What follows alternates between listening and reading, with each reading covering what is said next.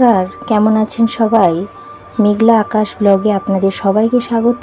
আজ বানাবো চিকেন বিরিয়ানি, আর সেই জন্যই বেশ কিছু জিনিস এখানে নিয়ে নিয়েছি। প্রথমে এটা পেঁয়াজ নিয়েছি, একটু ধনেপাতা, এটা বড় টমেটোকে কুচি করে নিয়েছি, আর দুটো আলু কেটেছি, আর একটু আদা রসুন। সাথে এখানে মিক্সির বাটিতে কিছুটা পেঁয়াজ কেটে নিয়েছি, এটা পেস্ট করে নেব। সাথে ধনেপাতা, একটু আদা রসুনগুলো দিয়ে দিলাম একসাথে। আজকে যে বিরিয়ানিটা বানাচ্ছি এটা খুব সহজ আর খুব তাড়াতাড়ি হয়, কিন্তু স্বাদে অসাধারণ হয়। আপনারা একবার ট্রাই করে দেখতে পারেন। এখানে মশলা কিছু নিয়েছি, গুঁড়ো মশলা, লঙ্কা গুঁড়ো, হলুদ গুঁড়ো, এটা লঙ্কা গুঁড়ো, হলুদ গুঁড়ো, এটা রেড চিলি পাউডার, আর এটা ধনে আর জিরে গুঁড়ো একসাথে, আর এটা গরম মশলা, গোটা গরম মশলা, আর সাথে এটা তেজপাতা আর শুকনো লঙ্কা। এই আদা রসুনের পেস্ট যখন করব, এর সাথেই বেশ কিছুটা দই দিয়ে দেব, টক দই। যদিও আমি দইটা বেশিরভাগ সময় প্যাকেটে যেই দইগুলো পাওয়া যায় ওটাই ব্যবহার করি, ওই দইগুলো ভালো হয় খেতে। এটা যেমন এইরকম জল কেটে গেছে, ওই দইগুলো কিন্তু এরকম হয় না, ভালো হয় স্বাদটা। আমি পুরোটাই দিয়ে দিলাম।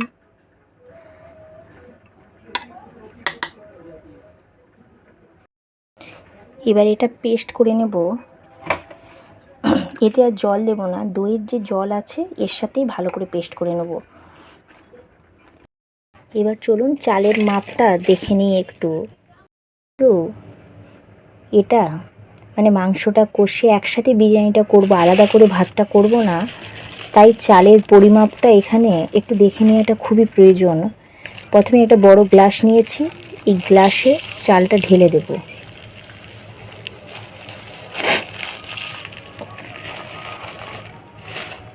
এটা 1 গ্লাস। আমি চাল যতটা নেব, জল কিন্তু তার দ্বিগুণ দেব। এই গ্লাসের মাপে চালটা যতটা হবে, জল তার দ্বিগুণ হবে। এটা মোটামুটি ওই ধরুন 2 গ্লাস চাল, তো এর জলের পরিমাপটা হবে 4 গ্লাস। এই বিরিয়ানিটা কিন্তু খুব তাড়াতাড়ি হয়, তাড়াতাড়ি বলতে কি, অতটা ঝামেলা হয় না, ওই পেঁয়াজ বেরেস্তা আলাদা করে বা এরকম কিছু এসবগুলো করতে হয় না। এটা একটা খুব ভালো জিনিস। এর সমস্ত কিছু জোগাড় করে নিয়েছি। চিকেনটা করার আগে চালটা একটু আধ ঘন্টার মতন ভিজিয়ে রেখে দেব, এতে করে ভাতটাও তাড়াতাড়ি হয়ে যাবে আর রান্নাটাও তাড়াতাড়ি হবে আর কি।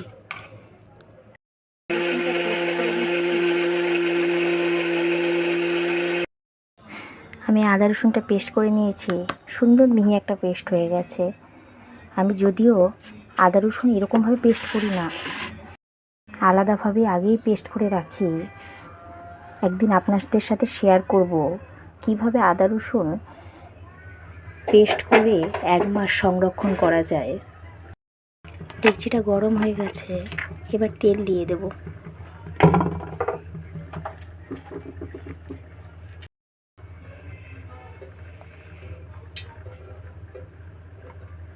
তেল দিয়ে দিলাম, এতে সামান্য একটু চিনি দেব।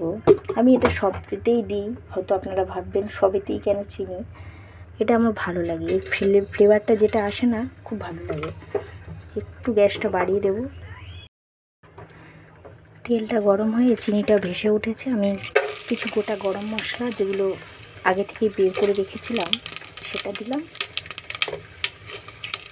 একটু গরম মশলাটা ভাজা হয়ে গেলে পেঁয়াজটা দিয়ে দেব।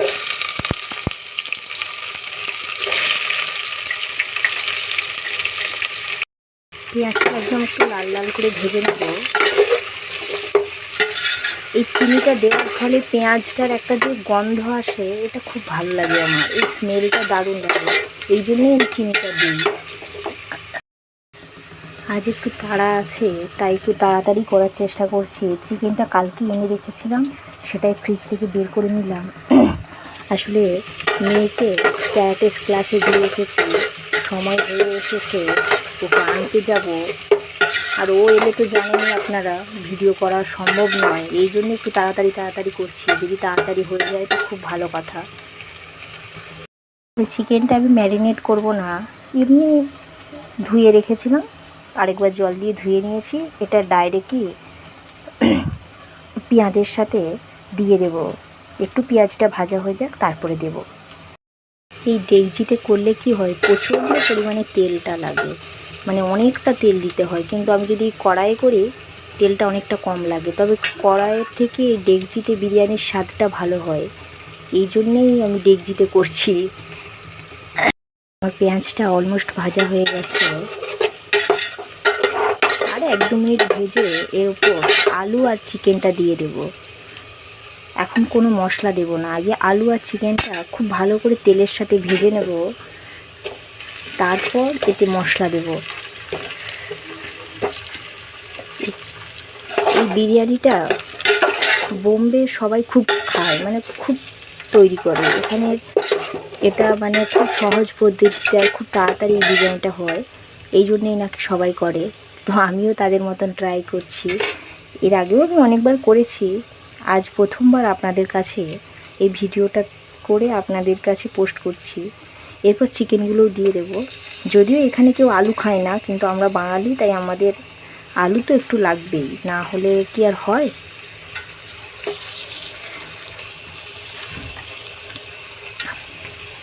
চিকেনটা দিয়ে দিলাম, এরপর গ্যাসটা মিডিয়ামে রেখে একটু কিছুক্ষণ ভেজে নেব, তারপর একে একে সমস্ত মশলা দেব। চিকেনটা অনেকটাই ভাজা ভাজা হয়ে গেছে, আমি প্রথমে নুন দিইনি, তাই এখন একটু নুন দিয়ে দেবো, যাতে করে চিকেনটাও মানে নুনটা ভালোভাবে চিকেনের ভিতরে ঢুকে যায় আর চিকেন থেকে জলটাও না ছেড়ে দেয়। সঙ্গে সঙ্গে নুনটা দিয়ে দিলে চিকেন থেকে অনেকটা পরিমাণে জল ছেড়ে দিত, আর তার ফলে মানে ব্যাপারটা কেমন একটা প্যাচপেচে ভাব হয়ে যেত। এটা কিন্তু শুকনো শুকনো হবে আর কি। চিকেনটা মনে হচ্ছে একটু কম হয়ে গেছে, কারণ আর একটু হলে ভালো হতো। আজকে একটু বাড়িতে কাজ ছিল, আমি এই জন্যে আর বাজারে যেতে পারিনি। যা হয়েছে হয়েছে, ওকে দিয়ে রাতটুকু চলে গেলেই হলো। দিয়ে দেবো যাতে করে আলুটা একটু সিদ্ধ হয়ে যায়, নাহলে একটু পরে টক দই বা টমেটো দিলে আলুটা সিদ্ধ হবে না। গ্যাসের ফ্লেমটাও একদম কমিয়ে দিলাম, খুলে দেখবো আলুটা সেদ্ধ হলো কি না। তবে আলুটা পুরোপুরি এখনই সেদ্ধ করে ফেলবো না, এতে করে কি হবে মানে আলু পরে গিয়ে একদম গলে যাবে। একটু বাকি আছে, ও চলবে, ঠিক আছে, কোনো সমস্যা নেই। এবার আমি আদা রসুন আর ওই পেঁয়াজ ধনেপাতার যে পেস্টটা করেছিলাম ওটা দিয়ে দিচ্ছি।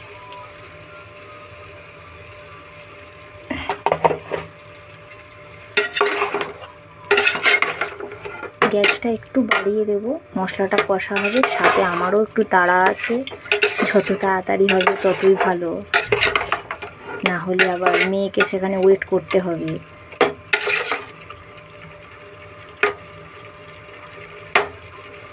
মশলাটা একটু ভাজা হোক, তারপর গুঁড়ো মশলাগুলো দিয়ে টমেটোটা দিয়ে দেবো।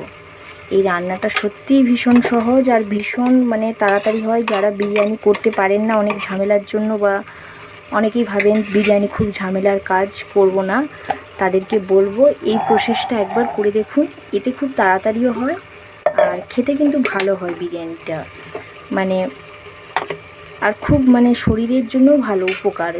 এমন নয় যে খেলেই একদম, আমরা যখন দোকানের বিরিয়ানিগুলো খাই মানে বদহজম, গ্যাস, অ্যাসিডিটি বিভিন্ন রকমের সমস্যা হয়, কিন্তু আপনি এরকমভাবে একবার বিরিয়ানিটা বানিয়ে দেখুন, কোনো সমস্যা হবে না।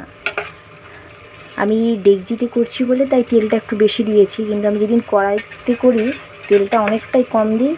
আসলে এখন মানে মুখের স্বাদের থেকেও শরীরের দিকটা আগে ভাবতে হয়। নানা রকম রোগ জ্বালা তো যেন এখন নিত্যদিনের সঙ্গী হয়েই গেছে। এবার গুঁড়ো মশলাটা দিয়ে দিচ্ছি, আজ একটু তাড়াতাড়িতেই করাচ্ছি। গুঁড়ো মশলা হলুদ, লঙ্কা, ধনে, জিরে আর রেড চিলি পাউডার সমস্তটা গুঁড়ো একসাথে দিয়ে দিলাম। এখন কিন্তু জল দেবো না, এই মশলার যে জলটা আছে ওটাতেই আস্তে আস্তে মশলাটা একটু কষানো হবে। তবে মনে হচ্ছে না ওকে নিয়ে আসার আগে পুরোটা কমপ্লিট করতে পারবো, কারণ অলরেডি টাইম হয়েই গেছে। দেখা যাক কতটা হয়। গ্যাস বন্ধ করেই আমাকে ছুটতে হবে, এখন কিছু করার নেই। আসলে বাড়িতে একা থাকলে যা হয়, এটাই হচ্ছে মূল সমস্যা।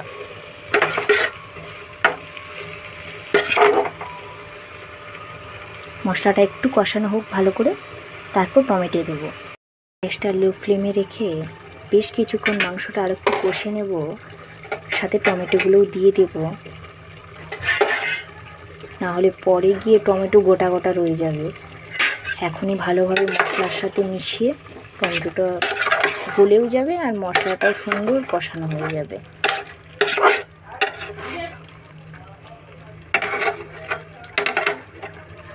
মাংসটার কালারটা ধীরে ধীরে অনেকটা চেঞ্জ হয়ে গেছে, আস্তে আস্তে মশলাটাও কষানো হয়ে তেল ছাড়তে শুরু করেছে।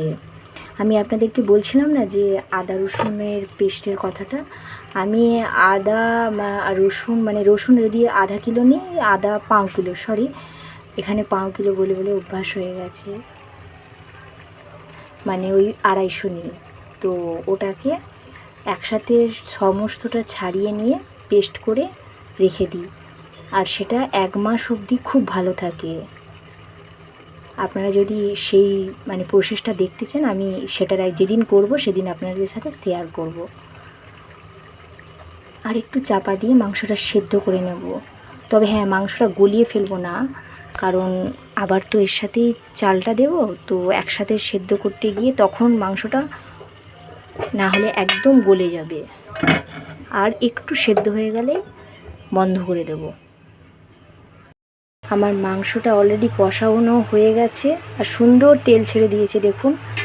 আসলে আমি রান্না করতে করতেই ছুটেছিলাম মেয়েকে আনতে, তার উপর দেখুন না, এখানে যেন বৃষ্টির কোনো মানে শেষ নেই। সারা বছর বৃষ্টি হয় না, কিন্তু এই বর্ষাকালে 3 মাস প্রচণ্ড বৃষ্টি হয়, আর যখন তখন বৃষ্টি। আনতে গিয়ে পুরো ভিজে গেছি, এই মাত্র এলাম, আবার তাড়াহুড়ো করে বাকি রান্নাটা শেষ করব বলে গ্যাস চালু করেছি। এবার এতেই আমি চালটা দিয়ে দিলাম। চালটা ভেজানো ছিল, খুব বেশিক্ষণ সময় লাগবে না ভাতটা হতে। আপনাদেরকে জলের পরিমাপটা একটু দেখিয়ে দিই, এতে করে রান্নাটার সুবিধে হবে। তবে জলের পরিমাপটা ঠিকঠাক না দিতে পারলে কিন্তু এটা মানে একদম ওই খিচুড়ি টাইপের হয়ে যায়, কিন্তু জলের পরিমাপটা ঠিকঠাক দিতে পারলে খুব সুন্দর একদম ঝরঝরে বিরিয়ানি হয়। দাঁড়ান আমি দেখাচ্ছি জলের পরিমাপটা।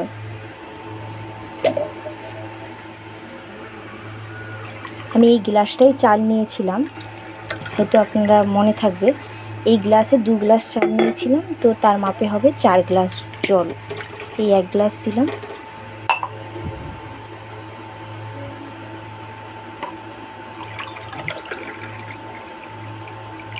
আর 1 গ্লাস এতেই রাখছি, কারণ একসাথে তাহলে জলটা দিতে সুবিধে হবে। 3 গ্লাস,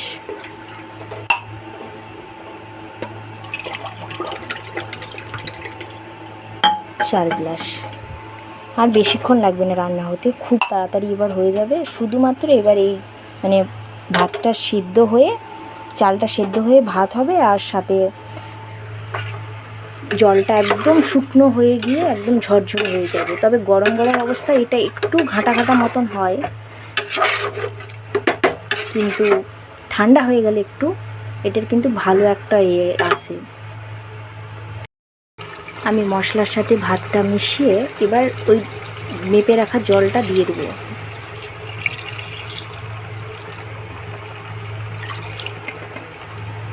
আমি কিন্তু পুরো জলটাই দিয়ে দেব, তবে শুধুমাত্র জলটা ফোটা অবধি অপেক্ষা করব, তারপর গ্যাস একদম লো ফ্লেমে করে দিতে হবে।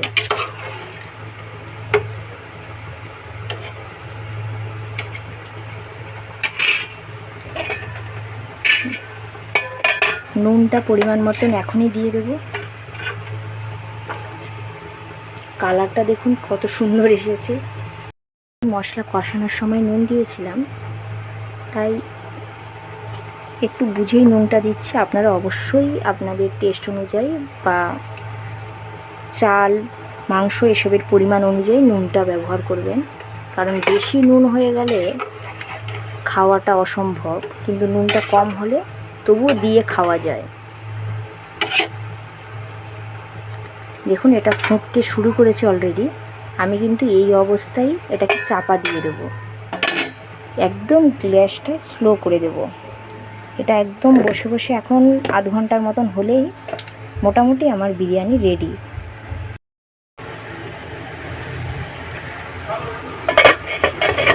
আমি এটা খুলে দেখছি কেমন হলো। দেখুন মোটামুটি অলমোস্ট হয়ে গেছে। এই যে জলটা আছে এটা একদম শুকনো করার জন্য নিচে একটা তাওয়া বসিয়ে দিচ্ছি, এতে করে নিচেটায় ধরে যাবে না, আর বিরিয়ানিটা ওপর থেকে সমস্ত জলটা দিয়ে একদম ঝরঝরে হয়ে যাবে। আসলে এক হাতে ফোন ছিল তো এই জন্য এটা বসাতে একটু অসুবিধা হচ্ছিল। যাই হোক বসানো হয়েছে, এবার এটা ঢাকা দিয়ে দেবো। কিছুক্ষণ পরে ঢাকাটা খুলে কিছুটা ধনে পাতা কুচিয়ে রেখেছিলাম সেটা ছড়িয়ে দিলাম, আর সাথে বিরিয়ানির যে গুঁড়ো মশলাগুলো কিনতে পাওয়া যায় ওই মশলাটাও দিয়ে দেব। আমি এখানে সুহানি বলে একটা বিরিয়ানি মশলা পাওয়া যায়, ওই মশলাটার টেস্টটা ভালো, আমি ওটাই ব্যবহার করি।